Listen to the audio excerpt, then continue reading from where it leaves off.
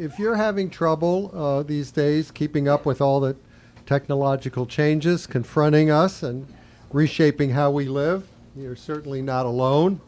And you certainly come to the right place this evening because we very fortunately have with us here two guys from MIT who have devoted themselves to studying how technology is transforming business and economics and have in particular demonstrated an ability to articulate in easily comprehensible and very readable and engaging ways what's going on and the implications of these changes. Andrew McAfee and Eric Brynjolfsson. I don't know if I'm ever going to pronounce that again, but that got through at that time. Eric Brynjolfsson came out 3 years ago with a best-selling book, The Second Machine Age, that looked at the forces driving reinvention in our lives and in our economy and identified strategies for coping with many of the changes. And now they have a new book, Machine Platform Crowd, in which they delve further into the trends transforming the business world and sort them very helpfully into three main areas. One involves the increasing capabilities of machines. A second, platforms, refers to upstart companies like Uber and Airbnb and Facebook that have grown huge but bear little resemblance to traditional firms in that their mounting value has come from facilitating services, not from amassing assets. And a third trend, which the authors dub crowd, relates to the ability to tap into the expertise and enthusiasm of a vast number of people through the World Wide Web. Examining each of these trends, Andy and Eric offer both insights and practical advice, concluding each chapter with very useful questions about how to think in fresh ways about our own organizations. So I think we're in for a very informative and provocative discussion this evening. Please join me in welcoming Andrew McAfee and Eric Brynjolfsson.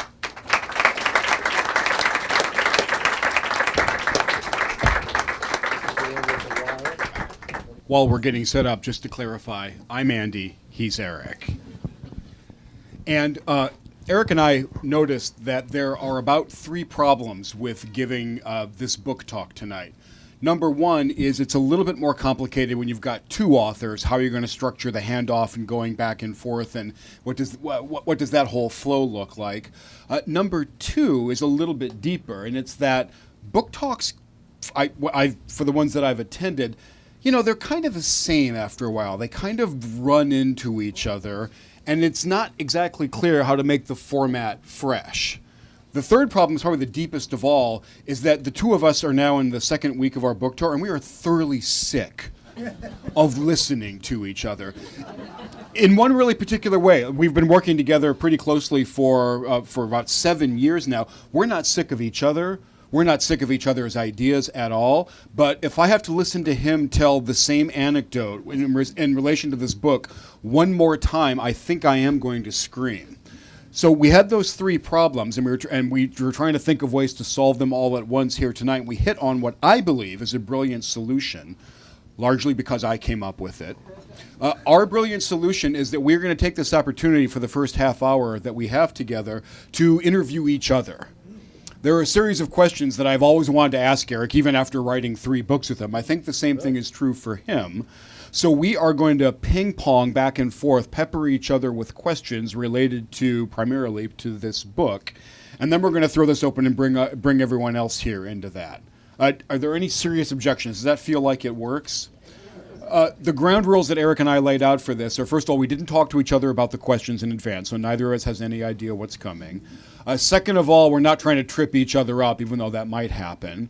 And third of all, each of us can ask one quick follow-up question related to the main question. I didn't even know those rules, so it's okay. Did you make those up? Yeah, no, See, I'm learning along with you guys here. We This is did good. not rehearse this. Okay. So I'm going to start my first question. Wait, before you start, yeah. I just want to add my welcome. So I'm Eric, and I want to add one more rule, which is we're really looking forward to all of your questions, and a big part of why we're here, much as I'm looking forward to Andy's questions, is also to hear all the questions that you all have and learn from you. So please be ready with your questions, and we'll have a good interactive discussion. Fire away, Andy. Okay, I'm going to go first. This is pretty straightforward. What's the big idea? There are three big ideas. You're going as it to go turns into out. anecdote mode, and I'm going to kill myself. I'm not going to go into anecdote mode. But you heard a little bit about it in the introduction. We think there's a triple revolution, and these kind of gelled as we were going, having a dialogue a little bit like this, although without the microphones, talking about what was happening in the economy, how things were changing. And in our last book, which also had the word machine in it, and the one before that, which also had the word machine in it, we certainly thought one of the big things was this AI revolution and the data-driven decision-making revolution, and we'll probably get into that more. We'll talk more about that. But that's very much changing decision-making, and the technology is rushing so far ahead of the way organizations are keeping up. And being business school folks, we are thinking a lot about the implications for the economy, for organizations, for businesses, not the technology per se, although we've done our best to try to keep up with that. But then we saw that that wasn't the whole thing that was going on. I mean, the most valuable companies on the planet, 5 of the 5 most valuable companies, are all basically platform companies. And lucky for us, there's been some new economics that has developed about the economics of platforms, or some Nobel Prize-winning economists call it two-sided networks. And we thought this actually is a good way of explaining and understanding it, because not everyone can be a platform company. It doesn't just happen automatically. And maybe we can provide some background to that. And then the last one is the crowd. There's a crowd here. And for years, for centuries, people have tried to tap into small crowds. Now people are learning how to tap into crowds of billions of people, because for the first time in history, we have a digital network that connects billions of people. And we've had some eye-popping examples that we run into, which I hope we also will get a chance to talk about, of tapping into that knowledge of the crowd and just doing much, much better than the people in the core of the organization have been able to do. So let me stop there, because I don't want to monologue here. It's going to be a dialogue. Do you want to do a follow-up, or shall I? No, that was clear. Okay, you got that. So I'll ask you a question. I'm pretty sure you haven't heard this one before. People always ask about how this relates to our last book, and sometimes even the book before. But you wrote a book way before that, Enterprise 2.0. You coined the term Enterprise 2.0. That was also about technologies transforming work. And you and I haven't talked about that, but how do you see this linking to that? Or what is there something very different now, or there's some common themes? How does it connect? So I wrote a book in 2009 before we kicked off this partnership called Enterprise 2.0, where I was trying to make the case that all this weird energy we saw out there on the web with then new technologies like Facebook and Twitter and blogs and stuff like that, that had a place inside organizations. Companies could use that pretty well. And, whenever anyone is wrong, they just like to say it's a matter of timing. So I think it was mainly a matter of timing that it's only now in 2017 that we see organizations really adopting some of these crazy tools. A lot of us have probably heard of Slack, which is a popular tool for collaboration inside companies. Chatter by Salesforce. There are a lot of these tools out there. And in the section on the crowd, I actually went back and grabbed that old book and reread some of it and tried to use some of that material to help you and I explain why exactly the crowd is so powerful, and how these kind of weird free-form collaborations can yield pretty valuable things. Why do you think you were wrong in your timing? I don't know. I don't think enough people read the book, I think is the main problem. The other thing is, remember 2009? Those tools were kludgy tools. Yeah. And has anyone here edited Wikipedia? Right? It's still kind of a bummer to edit Wikipedia. You have to learn some crazy formatting to get that done. Actually, they just have switched over. Now it's what you see is what you get. So is it really? Yeah. Wow.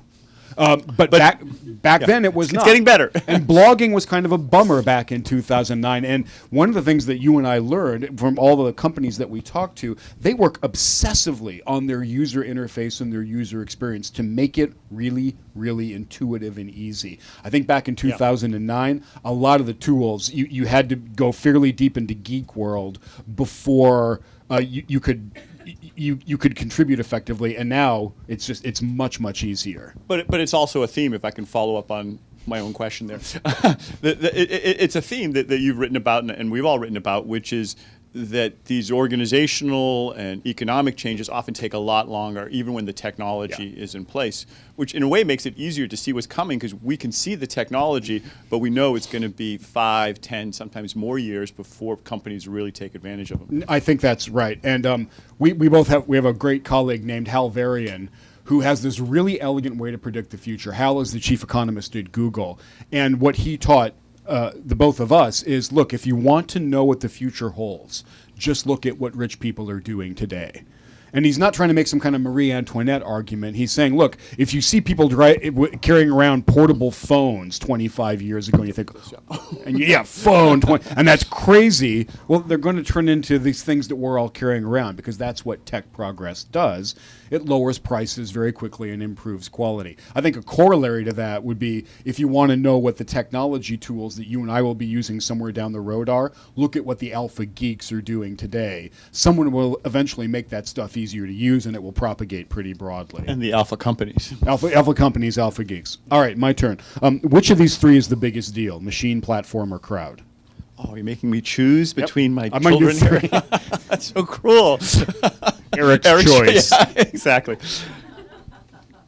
So I'm very tempted to sort of dodge the question by saying there's a synergy there, and that's part of the answer, and that the most successful companies are actually ones, even though we write about it in these 3 separate sections to kind of illustrate it, there are some examples of companies that have found ways to interweave them and create synergy that sometimes are more powerful. That said, I still love machines most. You're still machine. Yeah, I think so. I think in the long run, that is the one that has the long staying power. These other ones are definitely tidal waves happening right now and amplify it. But if I try to take the long sweep of history, the 1,000-year view, I think it has to be machine. You think machine? Got it. You sound like you don't agree.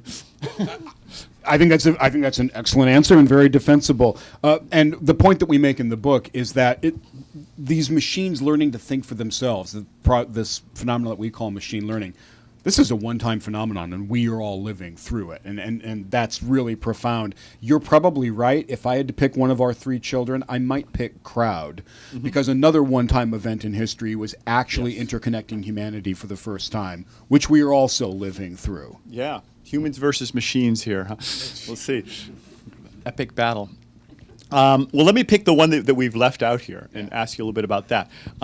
So people know about the famous platform companies, the big 5, Apple, Amazon, Microsoft, Alphabet, Google, Facebook. Those are the most valuable companies, and they basically connect lots and lots of people. And many of us are using some of the other companies that came out of nowhere, like Lyft and other ride-sharing services. Tell us about one that's not digital. I mean, is this all these superstar Silicon Valley companies, or can this apply elsewhere? And thanks for teeing that up. And you and I both believe it can clearly apply elsewhere, and it's going to affect a lot of the real world. I thought you might say that. Really? After you and I discussed it for months on end? This platform revolution is, again, it's early stages. It's pretty underappreciated. One of the coolest companies that I think we came across when we were writing the book is ClassPass. Are there ClassPass members in here? Is it a DC thing? No? ClassPass, There will be. ClassPass is a brilliant company. It's this digital platform that connects 2 groups of people. One is folk who want more variety in their workout routine. So what ClassPass says is, hey, sign up with us, pay us X dollars per month, and you can we have one member in the room. You've heard of it, damn it. Okay, then we'll take that. And You look very fit, though. And then you can take all over town, and even in other cities where you travel, you can take kickboxing classes and Tai Chi classes and Pilates classes and spinning classes and whatnot at all these different studios. It's not one gym under a brand. It's a bunch of different studios. That sounds pretty good. They go to the people running those studios and say, hey, have you noticed that in most classes that you put on, there are a couple empty spaces? And most studio owners go, yeah, I admit that. I got off-peak times, whatever. And ClassPass says that is zero revenue that you get for each of those spaces right now. Our algorithms are so awesome, we will, if you give us those empty spaces, we know how many there will be. We will fill them up with literally warm bodies in this case. We will pay you X dollars per warm body that shows up in those Sweaty classes. bodies. Warm, sweaty body, happy bodies by the end, toned bodies. And you should be willing to do that because that's more revenue than you would get otherwise from those spaces, because right now you're getting zero revenue from those spaces. And they've convinced a lot of studio owners, and yeah, actually, that more sounds better than zero. So they've built this lovely classic, from an economist point of view, two-sided network. And then the great thing is, as more and more studios become available, it becomes attractive to more and more individuals. As more and more individuals are out there, it becomes attractive to more and more studios. And if you ever want a very clear demonstration of a network effect, which economists and geeks love to talk about, that is a really clear network effect if they can do it. All right, Great. My turn? Fire away. Aren't we a little too fond of Uber in this book? Uber, that's the other ride-sharing Yeah, platform, exactly. right? Yeah, I know. I heard about it somewhere. So there's an elephant in the room, and we need to discuss it. Well, Uber obviously has been phenomenally successful, somewhat accidentally, but they've stumbled across these very powerful economics of platforms, and they're worth about $68 billion more than ClassPass, so that there's something. So it's worth talking about them a little bit. One thing that's become very apparent recently is they have a very dysfunctional culture, and this caused all manner of problems, not the least of which their CEO just had to resign. Yeah. So, not trivial. That's one. Boards of directors, lots of highly talented people have fled the company very publicly, many others less publicly. But what's striking is that they're still actually the dominant platform there. And one thing you could say, I think it was some famous pundit who said, culture eats strategy for lunch. Well, in this case, even with a very dysfunctional culture, if you have a good enough two-sided network, this is not going to work as a slogan, that can do pretty well in the face of bad culture. Two-sided networks eat culture for breakfast? Yeah, I don't think that's going to Let's work. not, yeah. All right, Please don't tweet we'll that. scratch that one. This is why we scratch each other's bad ideas. Cross that one off. But it does say that when you get some of the economics right, when you get some of the technology right, you can have tremendous momentum, and these flywheel effects of these two-sided networks that reinforce each other, they can keep chugging along even in the face of, they basically have no CEO, no CFO, they have nobody. All those top people have fled. Now, I definitely, just to be totally clear, I would not recommend this strategy of having a dysfunctional culture and losing all your top management. But in a way, it just underscores the robustness of some of the economics and technology of platforms. Okay, follow-up question. Aren't you and I guilty of celebrating really lousy companies by citing Uber in a couple different ways in this book? No. Shoo! Yeah, Imagine my relief. What we try and do, okay, and this is I think our key goal when we set out to do this is there's a lot of chaos and confusion out there. There are some companies that come out of nowhere and that get very successful, and maybe they don't seem to deserve it. There's other companies that seem to be doing everything right, but they fail. There's people who are giving stuff away for free and becoming billionaires. And from a distance, it's like, this makes no sense. There's just like, the economy has gone bonkers. But if you look under the hood a little bit, there are some economics of it. And what we're celebrating is not crazy strategies or random luck. It's not random luck. Well, there's a little bit of random luck, to be fair. Some of it is. But there's also some underlying real principles there in the case of platforms, or we can talk about the Nobel Prize winners who we cite in the mind and machine portion or in the core and crowd portion. Each portion of them we draw on these theories that, at least to us, make sense of what's going on. So we're celebrating the fact that there is structure beneath the chaos, and it's not it's not lousy companies or good companies, it's whether or not they are taking advantage of these underlying principles. Got it. All right, let's see. Question. So we haven't talked too much about the crowd yet. Let me get data driven here and say, well, first off, I want you to explain a little bit more what the crowd is, because I think maybe not everybody fully understands what that means. And then second, give us real data, not just anecdotes. Give us a story, but also give us, is there evidence that this has improved performance in a measurable way? Yeah, so our working definition of the crowd is the hundreds of millions and maybe even billions of random weirdos out there on the internet. That's just kind of what I have in mind when I think of crowd. And when you think, there are a bunch of different ways that very, very large numbers of people can come together and generate stuff that's valuable. Wikipedia is one example of that. It's a crowd-generated encyclopedia. The prices of securities, of assets in markets are another super valuable thing that comes out of markets. Prices communicate a huge amount of information, even though no one person is setting the price of a share of Exxon today. There's a massive amount of information contained in that, and overall markets are very, very wise in that way. The crowd energy that I didn't appreciate well enough when we started writing this book is one that we could call the ability to detect diamonds out there. And what you're not trying to do is bring together millions of people to all work together to accomplish something. Sometimes you are trying to do that. That's Wikipedia. Sometimes you're trying to find the one person out there among those millions who has exactly the bit of knowledge needed for you to solve a very tough problem or to help you with a challenge that you're working on. And some of my favorite crowd examples were about like scanning an environment very, very broadly and finding these diamonds out there literally around the world that manage to have exactly the knowledge and the tenacity and the energy that you need to solve a tough problem. Give us an example. One of the favorite ones that's in the book, our buddy Kareem Lakhani is a really good academic. Unfortunately, he teaches at Harvard, but he was educated at MIT, so we can still talk about him. And he sets up crowd-based tournaments. He worked with the National Institutes of Health to try to improve the speed and accuracy of sequencing a bunch of human white blood cell genomes. At the start, the NIH had an accuracy of about 70%, and they could do their run in about 4 hours. Kareem fired up the crowd at a site called Topcoder that does crowdsourced application development, and he just said to everybody that was interested, he didn't pre-specify, he didn't reach out and tap people on the shoulder, he just said, hey, if this is of interest to you, here's a bunch of data, here are the ground rules, upload your solution. We tell the story at some more length in the book. The punchline, though, is that the best solutions from the crowd did the exact same work, not in 4 hours, but in 10 seconds. And they did it not with 70%. 10 seconds? 10 seconds. And they did it not with 70% accuracy, but with about 80% accuracy.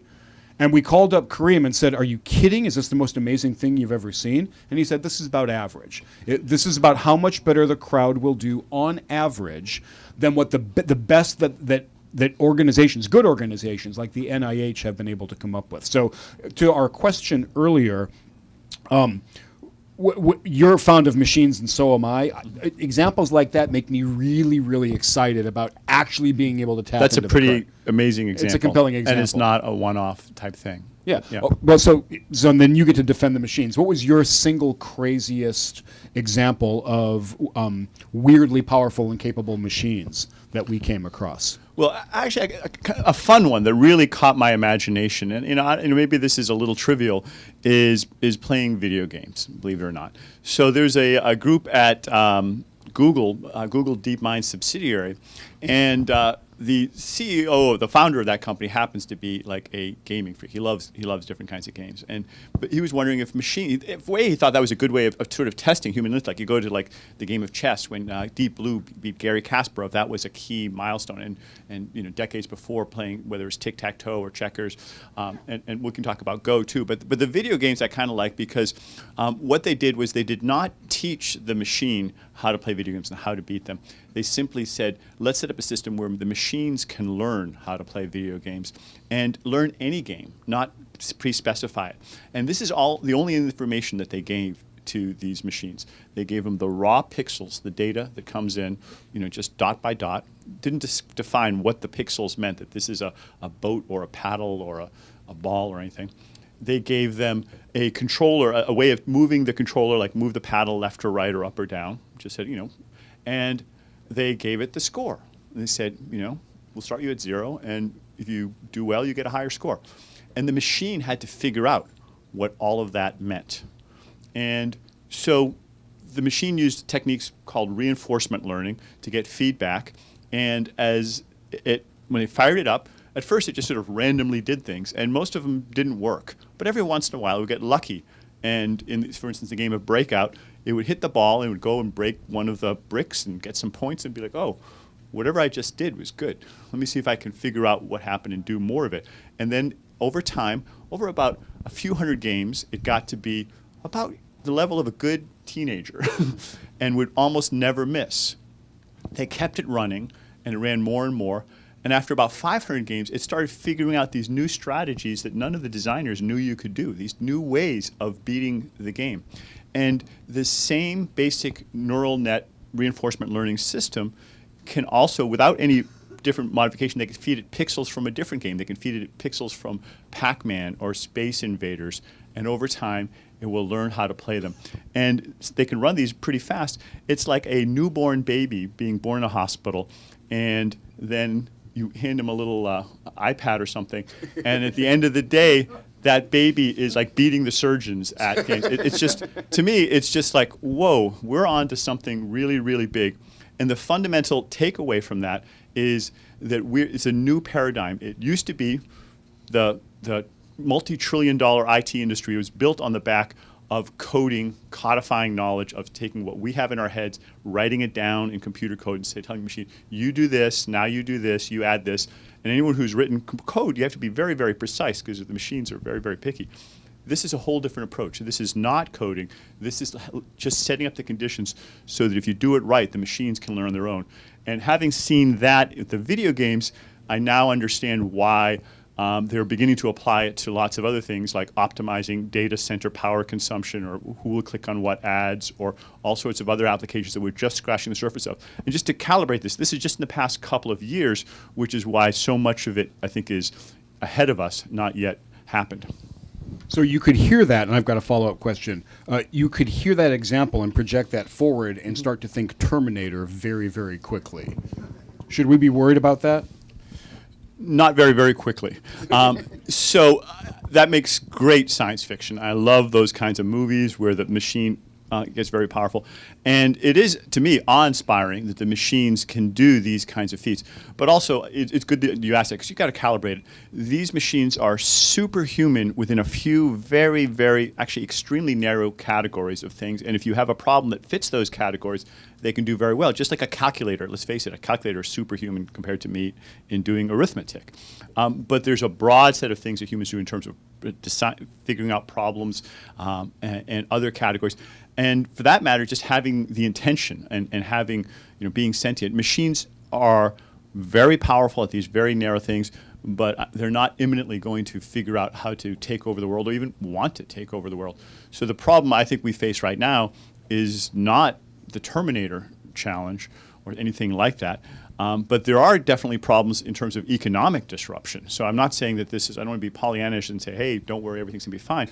There are some huge challenges as people's jobs are affected and as the economy gets rewritten, and big successful companies are going to go out of business, I can guarantee it. Those are the kinds of challenges that we face. I think it's the biggest challenge our society faces over the next 10 years, but it's not the Terminator scenario.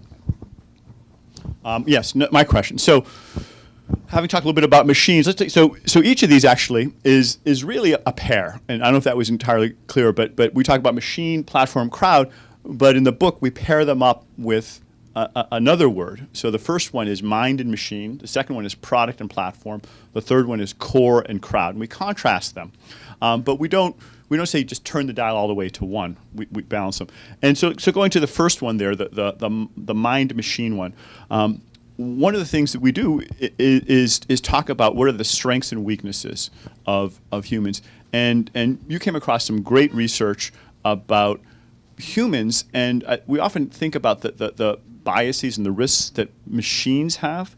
What are some of the strengths and weaknesses of human decision making that maybe a lot of us aren't aware of, and make us want to think more about this balance? And this was actually maybe my favorite section of writing the book because you and I disagreed at first about it. And Eric and I have been working together for so long, and we see the world kind of the same way, that 95+% of the time we'll just finish each other's sentences. More like 94%, but yeah. See? Case in point. You see what he did there? However, when we sat down to write about this combination of minds and machines, I was more negative on, I'm sorry, all of us, on human minds than Eric was. And we had really interesting, really lively discussions, past drafts of the chapters back and forth to try to come to some consensus, because neither of us walks into those discussions saying, you know, you're clearly dumb or you're clearly underinformed. So if there's this space where we don't quite agree at first, that actually is really, really interesting when you trust your co-author enough. And the chapters that are in this book represent this common ground that Eric and I found. I like to think that I moved his needle a little bit when thinking about minds and machines, because one of the areas where our background reading had differed a little bit was about this area of human decision making and human psychological and cognitive biases. And to summarize a huge amount of really important literature very quickly, we are awesome, right? We human beings are amazing. Our brains. I hear a butt coming. There's a big old butt coming. Our brains are these astonishing creations that let us navigate this incredibly complex world that we built. However, our wetware, our brains, have really well documented glitches and biases and ways that they get tripped up. And it turns out it's surprisingly easy to trip our brains up, and they'll do it over and over again, super repeatedly. And here's to me, the central problem is one of our glitches is that we are unaware of our glitches and really reluctant to acknowledge our glitches. So learning in these areas is incredibly hard. And we have all these defenses built in at every level not to let that learning sink in.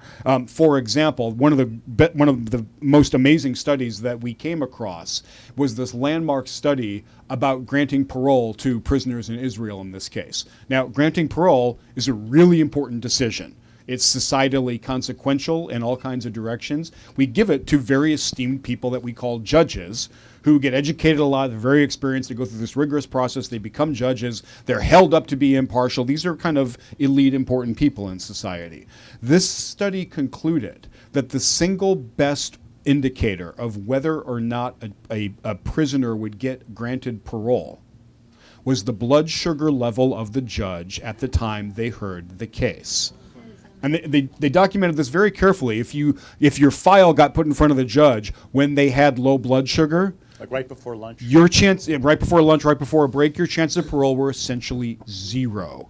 If you were the first case they saw at the start of the day or right after lunch when everything's dandy, you're walking the streets the next day. It was fantastic. And that was not an isolated incident. We just saw enough examples of these demonstrable glitches that get in the way of important decisions. And so that's why you and I had these lively discussions, and I was kind of adamant that our minds are awesome, but we really got to think about combining them differently with machines so that the glitches manifest themselves less often in society. And don't machines have glitches? Thank you for that follow-up, Eric. Machines do have glitches. They're incredibly consistent, but to me, their main glitch is that they have a very, very narrow worldview. They're kind of brittle, and they have no common sense at all. You and I and everyone here walks around with an evolution's worth of common sense. We have no idea how to put that into a computer. And the geeks that you and I talked to kept on saying, we have no idea how to put that into a computer. So it's the last thing that I would try to walk away from is this notion of our common sense, our knowledge about the world, but let's combine that with this kind of rigorous, rational thingy that Makes we have. for a partnership potential. I believe so. So we're just about, I think we should start taking questions. Okay, Unless you want to ask one? Or Yep. Yeah. Let's do one more each. Okay. Mine for you is, what do you want to have happen with this book? Bestseller. I want you guys all to buy one and buy one for your friends too. Other than that, not much. But no. I think that a big part of why we wrote this book was that we are in awe of our technology friends who are just doing breathtaking things. We've described some of them in all of these different categories. We also, in a way, are in awe of how bad the managers and politicians and economists like us are in translating this wonder into something useful. There's this growing gap, bigger even than what we saw before, between what we could be doing and what we actually are doing. And so my hope, very much, very sincere hope, is that we can help close that gap a little bit. We think we've done a little bit to lay out some of the principles that matter for making, taking these technologies and making them more successful and more applicable. Oftentimes it takes a long time to make those kinds of adjustments, and that's unnecessary, and that's wasteful. That costs not just billions or trillions of dollars, it costs lives. And that's the part that we've focused our efforts on. That's why we started something called the MIT Initiative on the Digital Economy, was very much to focus our energy on what we saw the bottleneck and one where maybe we could make a difference. And this book is hopefully a contribution to closing that gap. Was that answer very boring for you? No, I'm sorry. Long day. That's a great answer. All right, you get. Okay. I got first question. You get last one, and then we'll throw it open. Give us some historical perspective. So I was just talking about this, but this can't be the first time a new technology broke on the scene. Give us the big picture. What can we learn, not from the future or from the present, but from history? And you and I have written 3 books now about this, so this is a nice question to end on. And in both of our last 2 books, we put a history chapter in. It appears that about once a century, there is a surge in technology that changes things really, really deeply. The first one was the Industrial Revolution, and in our last book, we documented how that changed humanity's trajectory like nothing before or since ever has. In this book, we talk about a more recent one, which was the transition from powering everything with steam to powering everything with electricity. That was also a big transition. It improved our quality of life. For the purposes of this book, the other thing that it did was cause a massive amount of business disruption. And companies that were very, very well managed and capable and wealthy in the age of steam fumbled the transition to electricity. And it's initially not quite clear why. These were well managed, wealthy, well-positioned companies. Something about electricity screwed them up. And the conclusion that we came to was electricity actually rewrites the playbook of what it means to run a factory. And what you and I believe is that these 3 things right now are rewriting the playbook for what it means to actually run a company. That's a little too abstract. Give me, I think the example I think is so cool. So I'm going to make you tell it a little bit more the detailed example of what happened in those factories before and after electricity. So think about the early 20th century. There were a lot of factories in America. We'd become the world's largest economy on the strength of our manufacturing industries. There are a bunch of factories all over the country, all powered by steam at that point. And they had one big steam engine in the basement, and they had this really elaborate system of big, thick shafts to transfer the power, and then thinner shafts, and then belts and pulleys to take it down to the individual machines. And then the whole thing kind of ran like a weird like a really weird big Rube Goldberg machine. Has anyone seen these factories? They're just amazing to tour. Yeah. Yeah. Luckily, photography is old enough that you can see pictures of these things, and you cannot believe what you're looking at. We believe that the reason that so many companies that failed this transition is by the time that they were running a steam-powered factory in the early 20th century, they had a century of experience with that. That technology was 100 years old. Everybody running those companies had grown up in that technology regime. They had built their factories, built their companies. They were locked into one way of thinking about that world. And when you look at the pictures of those factories, the last thing you would ever think is assembly line. The last thing you would ever think is overhead crane. There was just stuff in the way. It made no sense. You would not think about conveyor belt. So the way that we all walk around today thinking about how to lay out a factory and the things you would do, they were literally inconceivable to people who had spent careers and lives in that era of steam power. So you and I, in the early chapters of the book, we call that the curse of knowledge, or the status quo bias. Your knowledge base, in a time of really rapid change, your knowledge base can blind you to possibilities, and it can go from serving you quite well to serving you quite poorly. I personally think a lot of today's successful companies are not, even if their chances improve a great deal if they buy the book, right? But a lot of No them, doubt about that. I agree with you. A lot of them are still not going to navigate this Yeah. change. This Yeah. is disruptive. Yeah, and there's one little detail. I'm not sure. I think you may have left out. It's just that when electricity came along, you didn't have to have all those pulleys and crankshafts. You could put a separate electric motor on each item, and that's why you could, for the first time, have these horizontal factories that were laid out by the workflow of materials. So it's something that electricity made possible, but they spent 10, 20, 30 years laying them out the old way, even though they didn't have to anymore. I'm sorry. That's the really important part of the story. Thank you for catching me. And when the electricity geeks came along and said, you know what we could do? We could put a machine on. We could put a separate motor on every machine in this factory. There's this whole hold on there, whippersnapper. Let's not get carried away from the old guard. And when Eric and I go around and talk to the leaders of really well-established companies, we hear a little bit of, hold on now, whippersnapper. Let's not get carried away with your crowds and your machines. Short platforms. Short those companies. We want to hear questions from you. We want to hear what you're interested in. And we were learning about. asked by our host to please come to the microphone because they will be recording this. Awesome. Fire So away. will you start us? I've got two questions. One, you didn't talk about logistics. And I'd like to hear, MIT is noted for logistics and supply chain. Yes. I'm curious in terms of your view on logistics. Second, in terms of you briefly touched upon culture, and specifically the difference between Airbnb's culture and Uber's culture. And a couple of weeks ago, in fact, one of the people within Airbnb said, "Gee, we want to be Uber. Why aren't we Uber?" And yet the difference is that Airbnb actually has a culture where Uber doesn't. So please touch upon both those. You want to go first? Which one you want to do? Let me touch on the logistics one. I'll keep our answers relatively short to keep these going. But so two things on the logistics one. That video game example I gave you, you could imagine applying that, and people have applied that to optimizing logistics. So there's a very big platform company. I probably can't say the name of it without getting permission of them first. But that's exactly what they're doing. They're using machine learning systems to take some of their inventory and supply chain, optimizing, figuring out what kind of work in process inventory, what they should have as suppliers. It's a bunch of data and numbers that they have in real time, and they're able to track where it comes. And they've had significant improvements on their previous algorithms, on the things the operations research team did to optimize it. And that's great. I think in general, the rethinking the supply chain takes even longer than rethinking the internal of the factory because you have to coordinate with other people. Walmart did an amazing job of that in the 1990s, reinventing the retailing industry with a set of technologies that came along then. And we're beginning to see it right now. But it's probably on the trailing edge rather than the leading edge of how these technologies are being used. Yeah, I think that's exactly right. And my way of looking at it is most of our supply chains are still massively inefficient.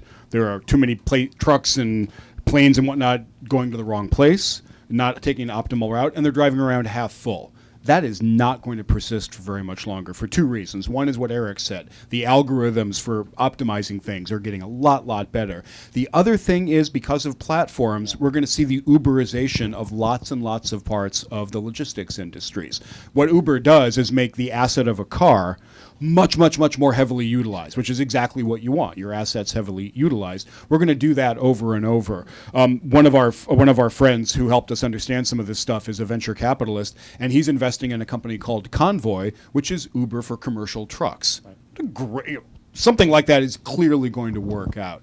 And then the other question that you asked on culture is incredibly important. And I've spent some time inside Airbnb. They're fascinating because they're trying super hard to do two things simultaneously that I would have thought were in opposition. Number one is to actually care about people, both their employees. That's only one. You can do that. You can do that to care about both your employees and the guests and the hosts in your community. And that is in the DNA of Airbnb. That is not lip service at all. So they are a very human organization. At the same time, and this is where it gets tricky, they try really hard to be rigorous about the evidence and to go where the evidence takes them, even if that makes some people uncomfortable, if some people are wrong that way, if it takes them to kind of a weird place. They're trying to be this kind of very humane but really rigorous evidence-driven organization. Companies that can pull off that hybrid are in a pretty advantageous position.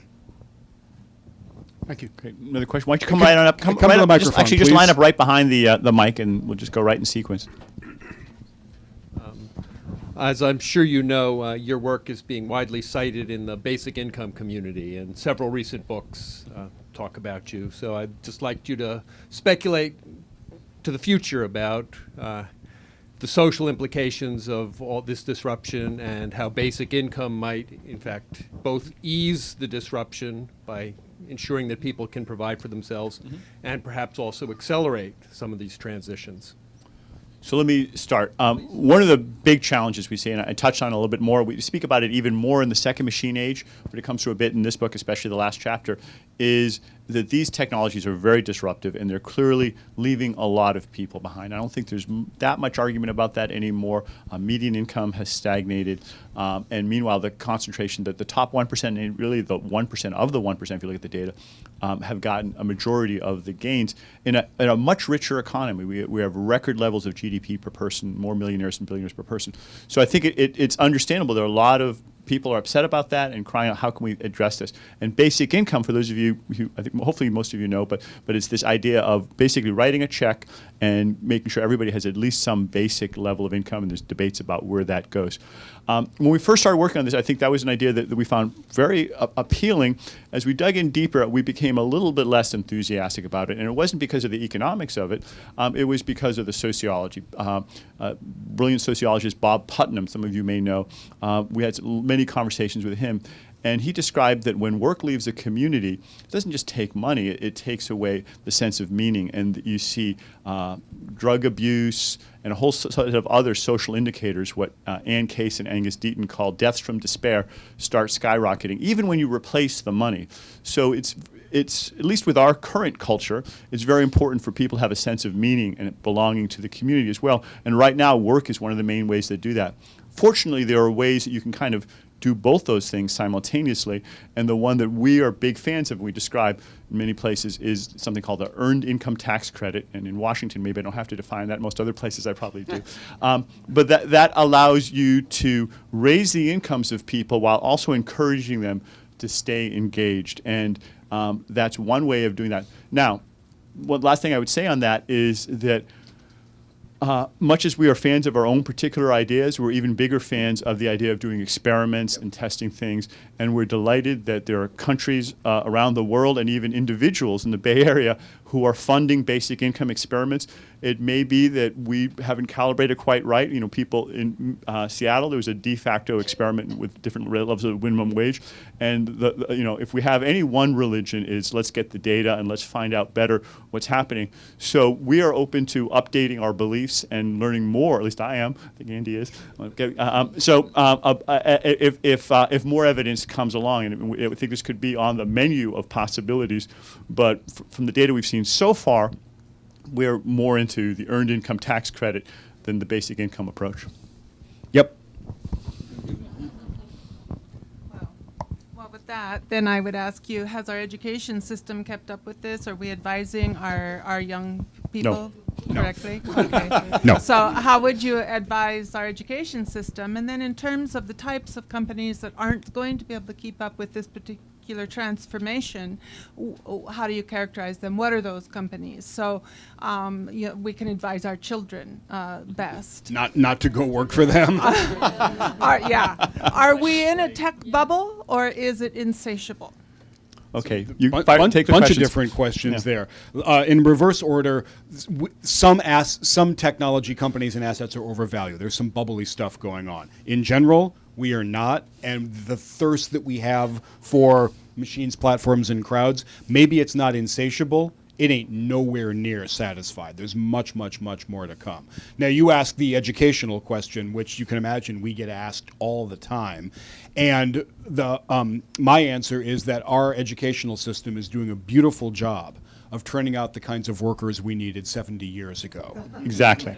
By which we mean, I mean this very seriously. 70 years ago, you needed people to man assembly lines because we did not have technology that could do that, and you needed an army of clerks to make companies run. We did not have computers to do that. So you needed people who had good basic skills. They could do reading, writing, and arithmetic. But I think more fundamentally, People who followed instructions and memorized facts, which is what machines which do. Is Now. what you get taught to do and regurgitate to facts on the test. But I think more fundamentally, what you kind of got taught was to stop thinking for yourself and sit in an orderly grid of desks and obey the voice of authority, and then you're really well set up to be a payroll clerk or an assembly line worker.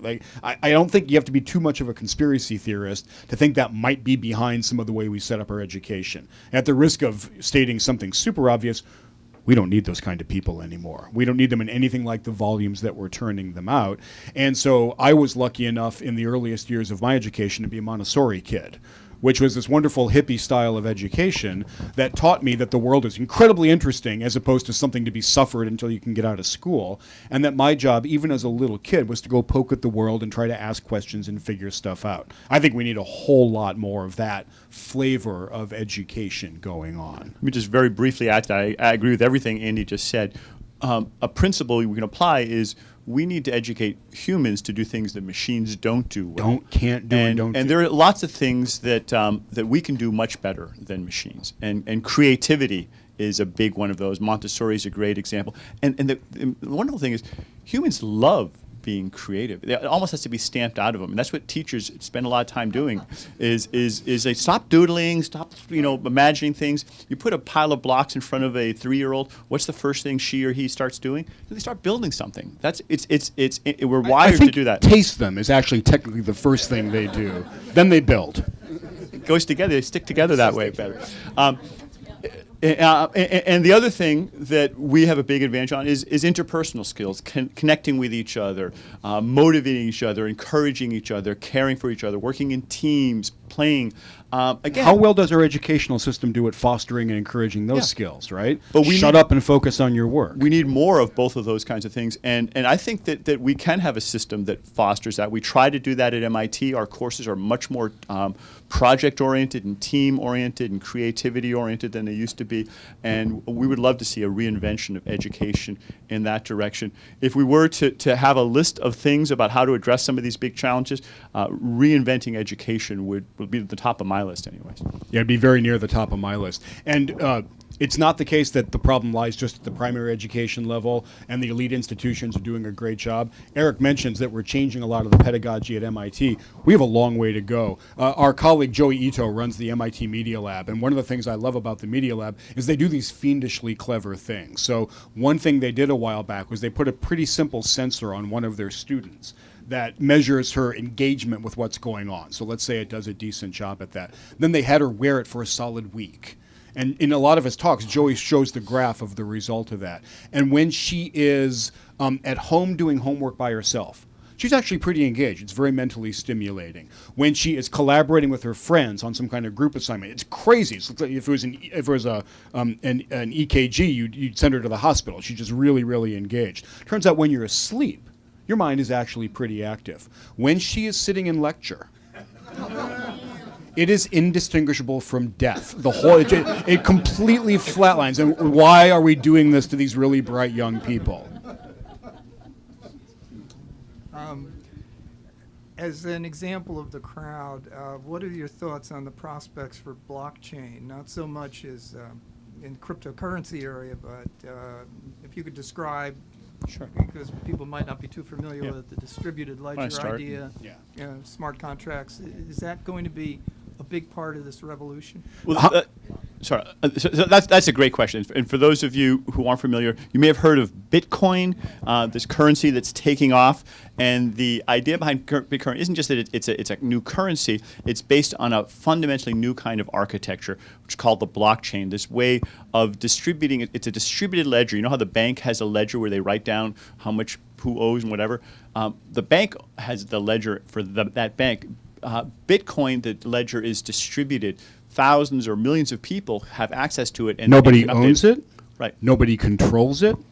allegedly nobody can control it. It's a permanently decentralized and immutable thing. And it's weird. And because of some very counterintuitive properties of cryptography, this is possible to be done in a robust and apparently very, very secure way. So people are inventing and very excited about this potential for a radically decentralized, not just currency, but the next stage, Ethereum is using some of the same kinds of technologies. There are now other so-called cryptocurrencies that take advantage of that technology and not only keep track of who owes what money to whom, like a ledger, but you can encode bits of programming into it. And you could say, I owe Andy $10 if the temperature is above 78 degrees, or if the Patriots win another Super Bowl, or whatever. I can have all sorts of criteria, or and right now, I got to go chase Eric down with the weather report and say, "Pay up, dude." And he says, "I don't have it on me, right?" Because he I say that he sometimes. doesn't. Yeah, because But the thought goes with the smart contract, it's tied to both Eric's account and my account. It's tied to the weather system. And because it's stored in this thing called the blockchain, and Eric can't change it and I can't change it, my account just increases by $10 on that day if it was above 78 degrees. No more questions asked. No lawyers, no courts, no recourse, police, no nothing. It's just all automatic. So people, you can That imagine, are part's very bad for excited. Washington, What's D.C. that? No Washington. That's right. Yeah. You can imagine how regulators feel about this, but the crazy thing is that this is feasible, right? There's what we've learned over the past 9 years is that there is apparently no insurmountable technical obstacle to making that kind of thing happen. So as our questioner points out, the geeks have taken this and run with it. And when we go out to the Silicon Valley, the discussions are, X% about the blockchain and distributed contracts and distributed autonomous organizations and how big a deal is this going to be. The only honest answer is nobody knows at this point. Eric and I know extraordinarily smart, motivated geeks who think this is going to be a big deal and are putting a lot of money behind it. I think it's largely crazy. I think this is I'm not speaking for both of us on this. I think this is a really clear example of an astonishing solution looking for a problem. Next question. Hi guys, I want to take this opportunity to thank you for coming. I'm a really big fan, so thanks for taking some time to come talk with us. We're you, that's delighted. kind. Thanks for the great questions. So I had a question kind of jumping off of our question from my esteemed colleague regarding is there a tech bubble? And you guys said there's some overvalued stocks. Excuse me, overvalued stocks. With Amazon having a PE ratio of 180 and having a PE ratio with undistributed earnings of 900, it looks like it's a little frothy. You guys say no, and I'm wondering if that's maybe kind of contingent on your argument from the second machine age of we're at an inflection point, and that some of the same potential rules on multiples and some of the different rules we've used on how to evaluate equities may be different. If that's true, and we're at an inflection point, why has GDP growth been so stagnant? Why are we in secular stagnation? Why is the economy trickling along? And is that related to the argument of the sharing economy, and that maybe we're not properly measuring it? And that's one question, and that's No, a wait a lot minute. there. That's a three lot there. questions. Jesus. We've been counting them. That's three. Well, I'm so excited to see you guys. I mean, I had so many. How about you ask us some more questions afterwards, because I want to Sounds give other great. Yeah, people that a sounds chance. fair. And That that's sounds actually fair. already, we could speak for about 60 minutes on those questions. Well, then we'd have to get Barbara Walters. I missed that reference, but 60 minutes. oh, okay, gotcha. Thank you. This is very helpful. Okay. Sometimes you got to bring your co-authors along. You know Absolutely. what I'm saying? So very brief. Actually, I think it is related that part of Amazon's valuation is it's theoretically the net present value of future earnings, not Right. present earnings. And you just quoted present earnings. Similarly, part of the reason that people are excited about, and Andy and I are excited about these technologies, is that whether it's self-driving cars or these supply chain optimization, most of them are just some staggering possibilities that we think are very likely over the next 5-10 years, not just possible. And that gets us excited about what's happening in the economy in general, and we do think we're at an inflection point. But it doesn't necessarily mean that right today we see self-driving cars buzzing by, or some of the other things that we're seeing. And likewise, Amazon, I guess with Whole Foods purchase now has 4% of the grocery market. But that's not what people are so excited about, 4%. They imagine that it has the potential to do much, much more. So I think they are a little bit related, those two phenomena you brought together. Oh, and the last one about measurement. I'll just very briefly say I've written a ton about measurement and the short answer is that we are in fact missing a big part of the economy that is not measured. A lot of free goods, a lot of things in the sharing economy that aren't probably counted.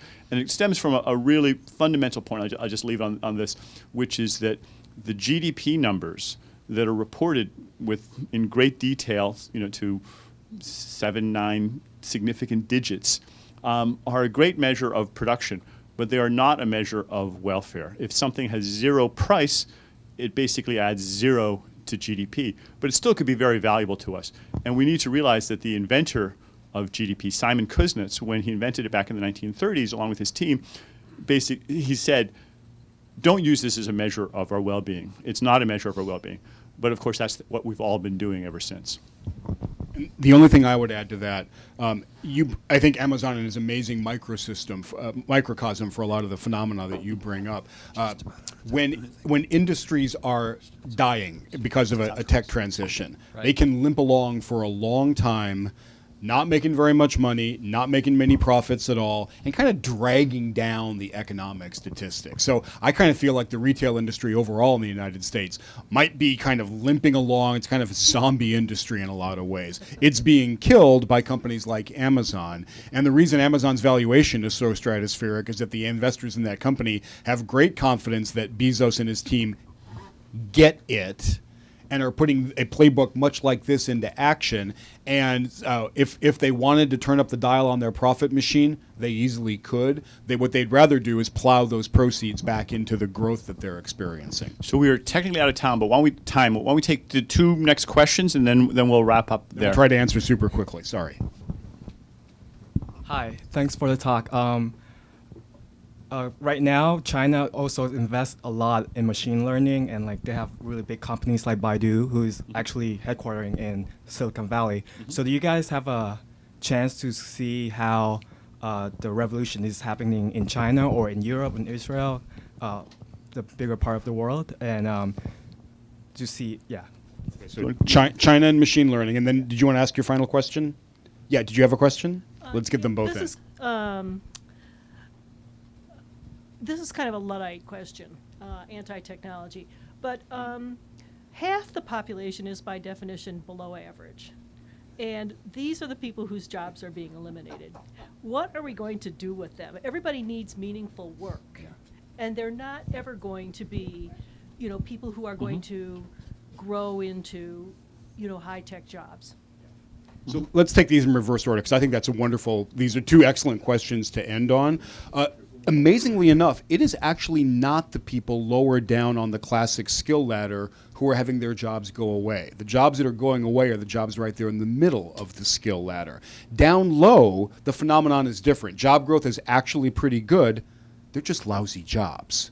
So their home health aide job or Uber driver job or short order cook jobs, we are generating a lot of those jobs in our economy today. We have net job growth month after month for 80 months. So it's not that the job growth engine has sputtered to a halt. It's that instead of creating those good old-fashioned stable American middle class jobs, they're creating lower middle class, much more precarious jobs. The good news is we're still creating jobs. The other good news is we could make those better jobs if we wanted to. We could use an earned income tax credit and increase the income of those people. We could stop doing insane things with health care and take care of people who happen not to be as wealthy as some other people. These are choices we could make as a society. One of the great frustrations the two of us share is that we're making choices that seem wildly counterproductive to the two of us exactly for the people who you point out who are most vulnerable to some of these disruptions that are going on. It doesn't need to be that way, and it's frustrating.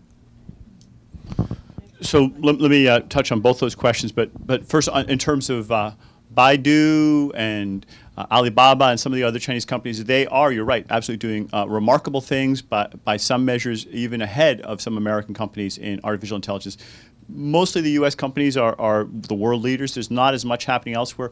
In Israel, Mobileye is an example of companies, and there's a few ones here and there. The other thing we see happening a lot in other places where I think the Chinese are clearly ahead is in what they call O2O. I don't know, have anybody heard of that? Okay, so that hasn't diffused here as much.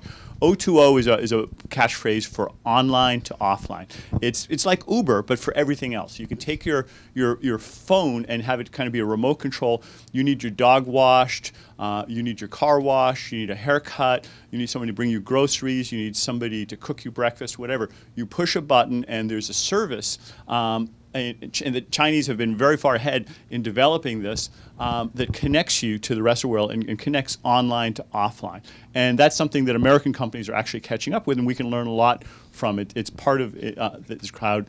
And certainly it's become a much more global, interconnected economy where where people are learning business models and techniques from each other. But I do want to come to the last question. I think it's so important. It's worth doubling down on what Andy said, and it's really probably the most important lesson that we can kind of convey from not just this book, but the other books, is that these are amazing technologies, but ultimately they are tools, and they don't decide what happens to our economy or to our companies or to ourselves.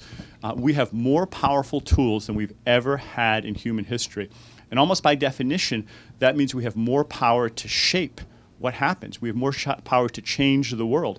And it's frustrating to us that too many people take kind of a passive approach and say, what are these tools going to do to us?